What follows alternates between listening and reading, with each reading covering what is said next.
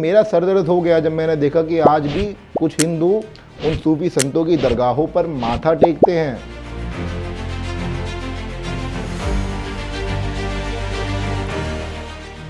इनके चेलों ने हमारे हम्पी के मंदिरों को तोड़ा,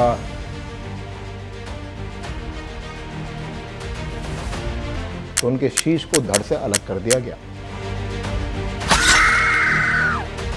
हम्पी के विट्ठल मंदिर को तहस नहस कर दिया। खुलेआम माता और बहनों पर अत्याचार किया, नरसंहार लोगों का किया।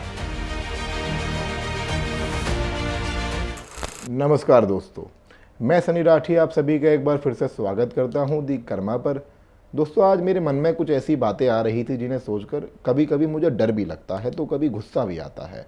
मतलब आप सब भी देख रहे हैं, मैं भी देख रहा हूँ, नागपुर में जो हुआ, उसके बाद हज़ीराबाद में ये घटनाएं बार बार सामने आ रही हैं। पर सवाल ये बनता है कि क्या ये सब नया है? क्या भारत में ये सब पहले नहीं हुआ?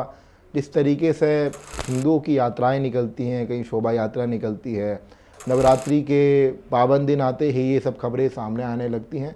ये कुछ नया नहीं है, क्योंकि मैंने भारतीय इतिहास का जब अध्ययन किया तो पता चलता है कि भारत में ऐसे संत महात्मा भी पैदा हुए थे जिनकी वजह से आज मेरे हाथ में ये कलावा बंधा हुआ है। यानी कि इस कलावे को आप देख रहे हो तो ये नहीं होता। अगर ये ऐसे संत महात्मा नहीं होते तो आज हमारा हिंदू धर्म जीवित नहीं होता। भावनाओं में इस हिंदू धर्म सनातन संस्कृति को महान बताया जाता है, वो आज नहीं होता। यानी कि असली बात तो ये है कि आचार्य चाणक्य जैसे और ऐसे महात्मा थे जिन्होंने कई हिंदू साम्राज्यों की स्थापना कराई थी। तो मैं एक दिन इंस्टाग्राम चला रहा था और इंस्टाग्राम चलाते चलाते मेरे स्क्रीन पर ये तस्वीरें आती हैं जिन्हें देखकर मैं थोड़ा अचंभित हुआ।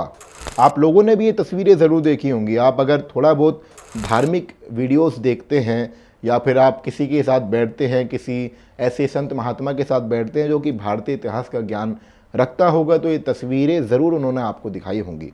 अब आपको लग रहा होगा कि टूटी फूटी इमारतों का आज के भारत में क्या महत्व है। महत्व बहुत ज़्यादा है, क्योंकि टूटी फूटी इमारतें जो हैं ये कुछ और नहीं है बल्कि विजयनगर साम्राज्यों के राजा द्वारा बनाए गए प्राचीन हम्पी के मंदिर हैं। और हम्पी के बारे में मैं जितना बताऊं फिलहाल उतना ही कम है, क्योंकि ये वही स्थान है जहाँ चिरंजीवी भगवान हनुमान ने जन्म लिया था। भगवान हनुमान को लोग विभिन्न विचारों से पूछते हैं। कोई पहलवान है तो उनको कुश्ती में अपना आदर्श मानता है, कोई ब्रह्मचर्य के लिए पूछता है, लेकिन भगवान हनुमान की पूजा एक तरीके से पूरे भारत में चलती है, जो कि एक तरीके से भगवान हनुमान सभी के आदर्श है।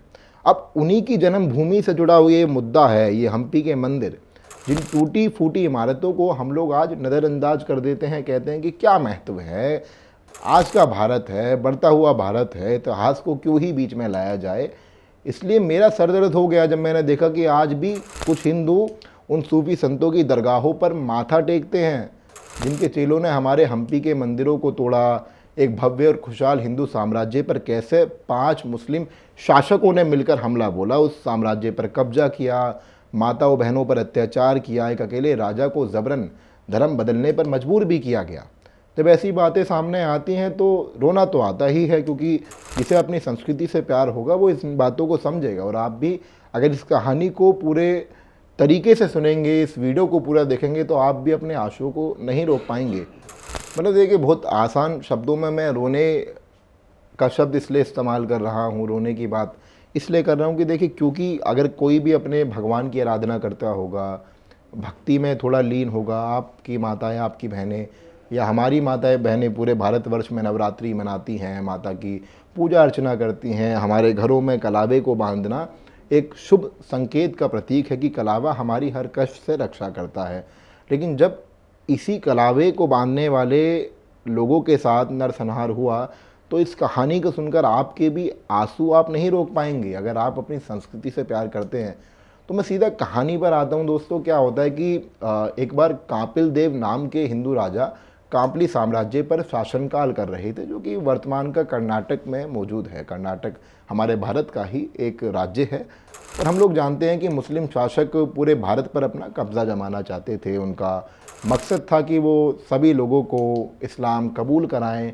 इसलिए एक बार क्या होता है कि मोहम्मद बिन तुगलक कांपली साम्राज्य पर हमला बोल देता है।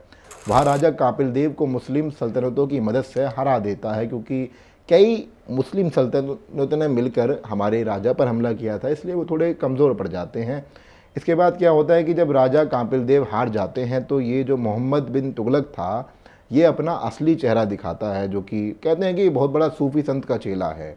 सूफ़ी संत बहुत महान थे, इनके जो शिष्य हुआ करते थे, आज भी उनकी दरगाहें हैं जहाँ हम लोग माथा टेकते हैं।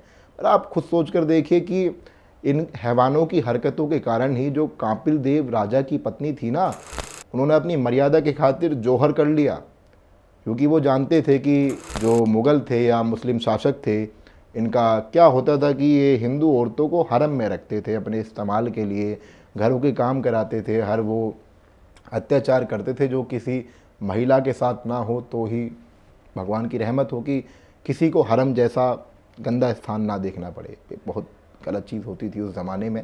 तो अब क्या होता है कि देखिए महिलाएं तो जौहर करती हैं, न जाने मोहम्मद बिन तुगलक उनके साथ क्या क्या अत्याचार कर बैठता, सब सोचकर भी कहीं ना कहीं डर लगता है। देखो, महिलाओं ने जौहर किया अपनी सुरक्षा के लिए।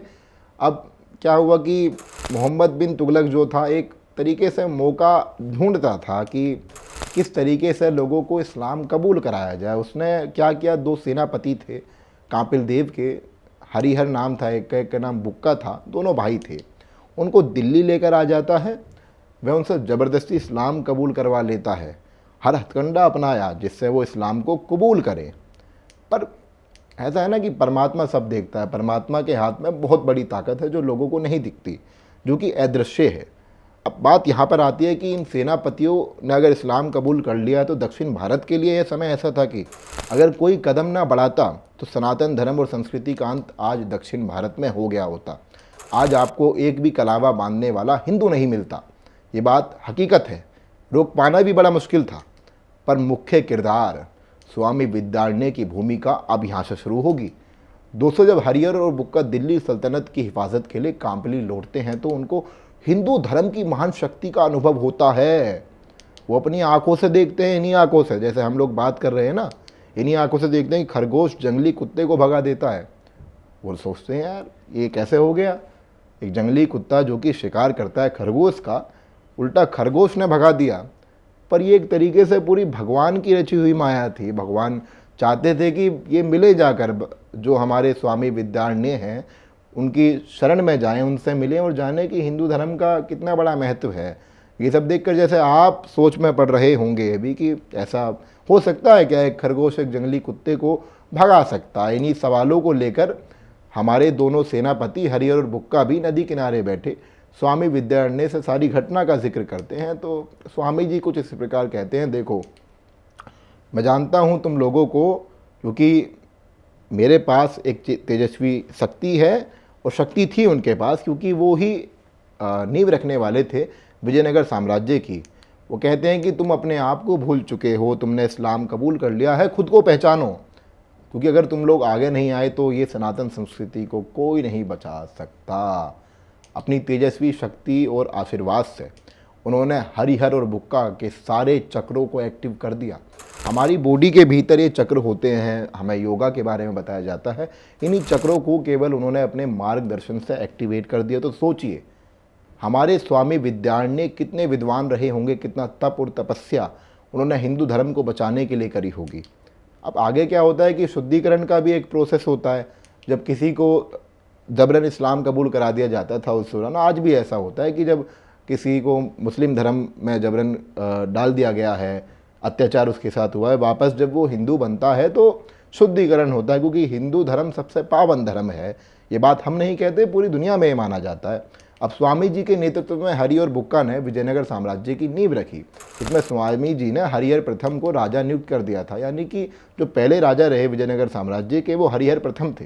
स्वामी जी एक अच्छे राजनीतिक गुरु भी साबित हुए, क्योंकि उनके सानिध्य और उसमें जो उनका आशीर्वाद था, जो उनकी तेजस्वी शक्ति थी, उसमें भारत का इस्लामीकरण करना नामुमकिन हो गया था। उनके आशीर्वाद से उत्तर में कर्नाटक और आंध्र प्रदेश, दक्षिण में केरल व तमिलनाडु, पूर्व में बंगाल की खाड़ी और पश्चिम में अरब सागर तक इस साम्राज्य का डंका बजने लगा था। जिस हिंदू धर्म को ख़त्म करने के लिए मोहम्मद बिन तुगलक ने दिन रात एक किए हुए थे, एक महात्मा के आशीर्वाद से फिर से एक हिंदू साम्राज्य रातों रात खड़ा हो जाता है। सोचने वाली बात है। हर वक्त पड़ोस में ही मौजूद दक्कन सल्तनतें विजयनगर साम्राज्य से चिढ़ती रहती थी क्योंकि अब सूफी संतों के इन चेलों को जिहाद फैलाने में काफ़ी मुश्किल हो रही थी, जो देखने लायक बात थी, क्योंकि हरिहर बुक्का के पास तेजस्वी शक्तियाँ आ गई थी, मजबूती के साथ वो लड़ रहे थे। भगवान का आशीर्वाद था उनके ऊपर, भगवान भोलेनाथ का, क्योंकि विद्यारण्य ने एक तरीके से गुरु शिष्य परंपरा को अपनाने वाले गुरु थे, लोगों को ज्ञान देते थे सनातन धर्म का, संस्कृति के प्रति जागरूकता फैला रहे थे। पर देखो, वो कहते हैं ना कि समय का पहिया जब घूमता है तो कोई नहीं रोक सकता, और समय का पहिया ऐसे ही चलता रहा। विजयनगर साम्राज्य खूब तरीके से बढ़ रहा था, आगे बढ़ता जा रहा था। पर वक्त आता है कि जब राजा कृष्णदेव राय का दौर शुरू होता है, इस दौरान तो मानो जैसे विजयनगर साम्राज्य का स्वर्णिम काल चल रहा हो, हर जगह खुशहाली ही खुशहाली थी। कई इतिहासकार तो इस वक्त का कुछ इस प्रकार जिक्र करते हैं कि इस दौरान हम्पी में 4 बड़े व भव्य मंदिर बनाए गए, जिनके नाम विट्ठल मंदिर, कृष्ण मंदिर, हजारा राम मंदिर, विरूपाक्ष मंदिर है। ये मंदिर दोस्तों इतने खूबसूरत थे, इतने भव्य थे कि दूर दूर से लोग इन्हें देखने आते थे, इन मंदिरों में ठहरते थे और महान भारतीय संस्कृति को अपने दिनचर्या का एक हिस्सा बना लेते थे। इतना महान था उस दौरान का आर्ट, उस दौरान की कला इतनी महान थी कि पूरे विश्व से, दुनिया भर से लोग आ रहे थे केवल मंदिरों के स्ट्रक्चर को जानने के लिए, समझने के लिए आखिर क्या राज छिपा है इन मंदिरों के भीतर। लोगों ने यह भी देखा कि राजा कृष्णदेव राय की प्रजा हमेशा ही उनसे खुश रहती थी, क्योंकि उन्होंने न्याय व्यवस्था को, वर्तमान में आपने एक शब्द सुना होगा राम राज्य, कि भारत में एक बार फिर से राम राज्य स्थापित हो चुका है। इस राम राज्य का असली उदाहरण ये राजा थे कृष्णदेव राय, क्योंकि इनके समय में साहित्य और कला इतनी चरम पर थी कि उसकी पूछ, उसके बारे में जानने के लिए पूरा विश्व बैठा हुआ था कि आखिर कैसे भारत का ये विजयनगर साम्राज्य, जो कि पूरे मुस्लिम सल्तनतों से घिरा हुआ है, वो फिर भी इस तरीके से तरक्की कर रहा है। तो सोचने वाली बात है। किसानों की भी अगर बात करें, भारत को ये भी कहा जाता है कि किसानों का देश है भाई। किसानों को आज भी किसानों के देश का ही दर्जा हमने भारत को दिया हुआ है। तो किसानों के लिए भी बढ़ चढ़कर इस राजा ने काम किया था, कृष्णदेव राय जी ने, क्योंकि इस दौरान बहुत ही मात्र हिस्सा राजा को कर के रूप में किसानों को देना पड़ रहा था, और जो ना के बराबर था। इसलिए खेती में भी खुशहाली, जो लोग कला विज्ञान में रुचि रखते थे उनको भी बढ़ चढ़कर हिस्सा मिल रहा था। साम्राज्य को चलाने के लिए युद्ध कला अपने चरम पर थी। तो सोचने वाली बात है कि आखिरकार आगे क्या होता है। दोस्तों, जैसे ही राजा कृष्णदेव राय ने अपना देह त्याग दिया था, तो मानो खतरे के बादल विजयनगर साम्राज्य पर छा जाते हैं। अब गद्दी संभालने की बारी अलियाई राम राय की थी। वे आक्रामक नीतियों को तो अपना रहे थे कि सूफी संते के जो चेले हैं वो भारत का इस्लामीकरण करना चाहते हैं, उनको कैसे हराया जाए। वो जानते थे कि मुझे आक्रामक होना पड़ेगा, मुझे इन्हें जवाब देना होगा, यानी कि ईंट का जवाब पत्थर से देने वाली बात थी। संघर्ष कर रहे थे, क्योंकि राम राय यह जानते थे कि अगर इनको नहीं रोका गया तो मेरी प्रजा और हमारे सुंदर से साम्राज्य को ये नफरती लोग अपना कब्रिस्तान बना देंगे। एक भी मुस्लिम सल्तनत की इतनी हिम्मत नहीं हुई कभी कि वो सामने से आए और इस राजा पर हमला बोल दें। पर ये बहुत चालाक थे। हम ये नहीं कह सकते कि इतिहास में मुस्लिम सल्तनतों ने कुछ नहीं किया, चालाकी तो कूट कूट के ऐसे भरी थी। इतने धोखेबाज थे कि सही मौके की प्रतीक्षा करी। और अब जब राम राय लगभग 70 साल के हो गए थे, तो 5 मुस्लिम सल्तनतों ने मिलकर विजयनगर पर हमला बोल दिया। 5 मुस्लिम सल्तनतों ने, ये सारी मुस्लिम शासकों की सल्तनतें सूफी संत के चेले थे। इसमें जो सल्तनतें शामिल थी उनके बारे में आपको बता देता हूँ। बीजापुर, गोलकुंडा, अहमदनगर, बिदर और बरार, इन सल्तनतों ने मिलकर विजयनगर पर कब्जा जमा लिया। राजा राम राय को कैद किया, बंदी बनाया। और दोस्तों, जब राजा राम राय को बंदी बनाया गया तो ये हर उस कोशिश को आजमा रहे थे कि हमारे राजा, हिंदू राजा राम राय, इस्लाम को कबूल कर लें। नहीं माने, वो नहीं माने। अपनी संस्कृति के प्रति काफ़ी जागरूकता वो फैला चुके थे। जो राजा इतने भव्य मंदिर बना रहा हो भगवान हनुमान की जन्मभूमि पर, क्या वो इनकी कोशिशों से इस्लाम कबूल कर लेते? नहीं किया उन्होंने।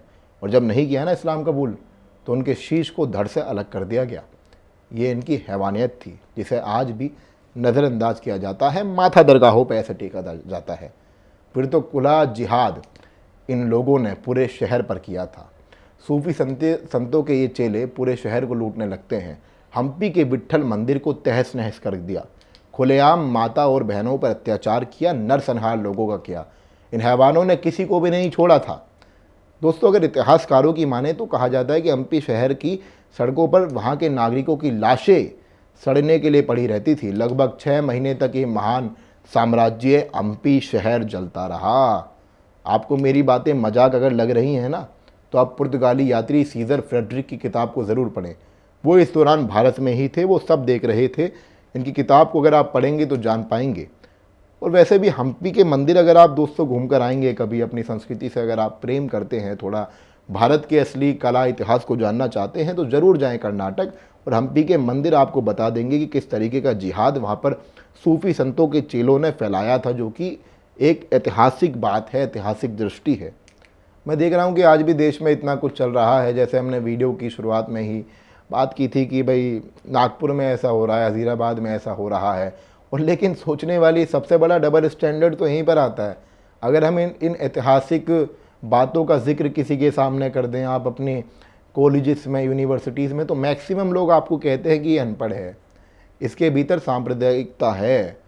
पर ये एक ऐसा डबल स्टैंडर्ड है कि अपनी संस्कृति के बचाव के लिए ही अपनी राजाओं का जिक्र करना किस तरीके का सांप्रदायिकता का केंद्र हो सकता है। ये सोचने वाली बात है, इस पर विचार किया जा सकता है। हम लोग खुलकर अपने ही इतिहास का जिक्र नहीं कर पाते हैं।